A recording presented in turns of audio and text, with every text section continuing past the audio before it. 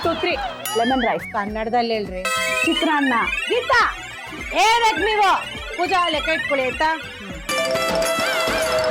pakoda pakoda